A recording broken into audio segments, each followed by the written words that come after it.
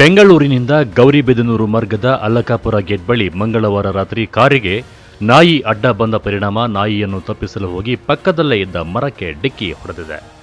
ಘಟನೆಯಲ್ಲಿ ತಾಯಿ 53 ವರ್ಷದ ಸವಿತಾ ಆಸ್ಪತ್ರೆಗೆ ರವಾನಿಸುವ ವೇಳೆ ಸಾವನ್ನಪ್ಪಿದ್ದು, ಮಗ 28 ವರ್ಷದ ಕುಶಾಲ್ ಗಂಭೀರವಾಗಿ ಗಾಯಗೊಂಡು ಹೆಚ್ಚಿನ ಚಿಕಿತ್ಸೆಗಾಗಿ ಬೆಂಗಳೂರಿನ ಮಣಿಪಾಲ್ ಆಸ್ಪತ್ರೆಗೆ ರವಾನಿಸಲಾಗಿದೆ.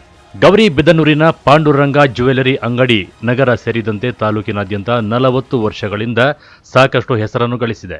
ಈ ಅಂಗಡಿ ಮಾಲೀಕ ಕೊರೋನಾ ಸಮಯದಲ್ಲಿ ಮೃತಪಟ್ಟಿದ್ದು, ತದನಂತರ ಅಂಗಡಿಯ ಜವಾಬ್ದಾರಿಯನ್ನು ತಾಯಿ ಮತ್ತು ಮಗ ಕುಶಾಲ್ ನಿರ್ವಹಿಸುತ್ತಿದ್ದರು. ಆದರೆ ವಿಧಿಯಾಟಕ್ಕೆ ಈಗ ಮತ್ತೆ ಕುಟುಂಬದಲ್ಲಿ ಒಬ್ಬರನ್ನು ಕಳೆದುಕೊಳ್ಳುವಂತಾಗಿದೆ. ಕಳೆದ 1 ವಾರದ ಹಿಂದೆಯಷ್ಟೇ ಕುಶಾಲ್ಗೆ ಎಂಗೇಜ್ಮೆಂಟ್ ಸಹ ನಡೆದಿತ್ತು. ಮುಂದಿನ ಡಿಸೆಂಬರ್ನಲ್ಲಿ ಮದುವೆಗೆ ದಿನಾಂಕ ಸಹ ಫಿಕ್ಸ್ ಆಗಿತ್ತು. ಇದರಿಂದ ತಾಯಿಗೆ ಮಗನ ಮದುವೆಯನ್ನು ನೋಡುವ ಆಸೆ ಹೆಚ್ಚಾಗಿತ್ತು. ಆದರೆ ಯಮರಾಯನ ಅಟ್ಟಹಾಸಕ್ಕೆ ತಾಯಿ ಮೃತಪಟ್ಟರೆ ಮಗ ಸಾವು ಬದುಕಿನ ನಡುವೆ ಹೋರಾಟ ನಡೆಸುತ್ತಿದ್ದಾನೆ.